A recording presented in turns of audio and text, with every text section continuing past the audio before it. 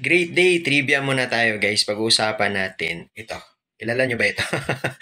Si What's Up Pilipinas po yan guys. Niresearch ko kung sino yan ang naging trending ukol sa lechon ni Pangulong or former President Duterte at Vice President Sara Duterte. So sa mga hindi pa nakakalam, naging trending nga yung usap-usapan yung selebrasyon ng pamilyang Duterte noong Pasko noong 2024 ha, this 2024 lang, okay? Para maklaro tayo.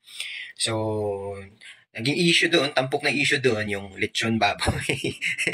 So, yun nga, na-research ko kung sino yung nag-upload noon kasi kalat na masyado and ayun si WhatsApp Pilipinas, isa sa mga nag-upload o I think siya yung nag-upload talaga noon, siya yung punot dulo. So, kumalat po siya sa iba't ibang social media and ayun na ano doon, anong tawag nito? Ano to, may puti. May mga comment-comment, sa matsaring comment doon na nakalagay. Sabi niya, hindi mo ba alam, presidente tsaka vice presidente yan, nakakapaglechon. Kami nga, tricycle driver, nakapaglechon. Oo, may mga ganong komento. Kikita nyo dyan sa taas, ilalagay ko. Ayan. Tapos meron din nagkomento na dito sa Mindanao, hindi po yan big deal. Okay?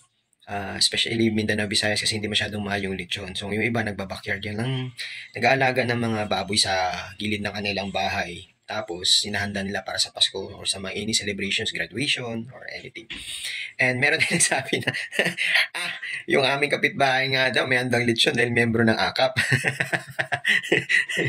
Loko na talaga. Oo. So ayan, ito tiningnan ko yung mga uploads niya. So kung mapapansin niyo, even before, previous pa, nung nasa administrasyon pa si Duterte, against na talaga siya sa mga uh, panukalang batas ng mga Duterte or mga programa na isinusulong ng mga Duterte or nung pagiging presidente niya. Okay? To cut in short na lang. No? Ayaw niya naging presidente si Duterte.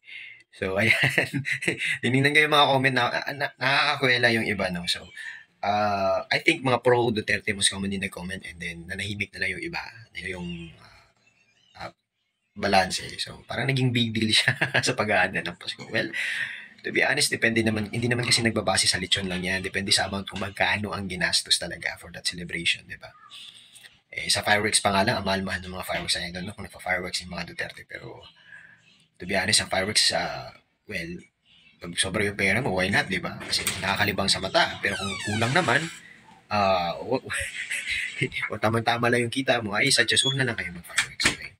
So, practically saying, so dito sa amin sa Davao walang fireworks kasi guys, so hindi naman masasabing malungkot yung New Year namin dito, pero safe kami, ganun. At yung ingay, mga tugtog na lang, and mga palanggana, hinihila yan ng sasakyan, gano'n.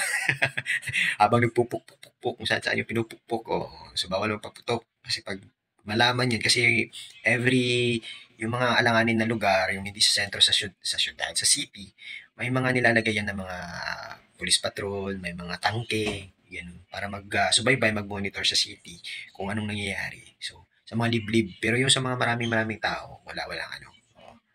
Tsaka pag may magsumbong sa'yo or ano, patay ka talaga. Pero so far, wala. Pag sabing bawal, wala na talaga. Pero this Christmas may nagpaputok. Oo, hinanap nila kung saan. Kung sino. I think hindi taga Davao yun or bago lang salta sa Davao. I don't know how. Or sinadya. Kasi yung mga taga Davao talaga, hindi pa yung famous yung Davao. Ganun talaga, hindi kami nagpapaputok. We abide the law. Tsaka sa mga gusto manirahan sa Davao, masasabi ko sa inyo yung tubig dito sa Dumoy maganda. Malamig. So, affordable. Hindi ko naman masasabing mura kasi affordable and masasabing affordable kasi nga worth it naman yung binabayaran ninyo sa kuryente tsaka sa tubig namin dito.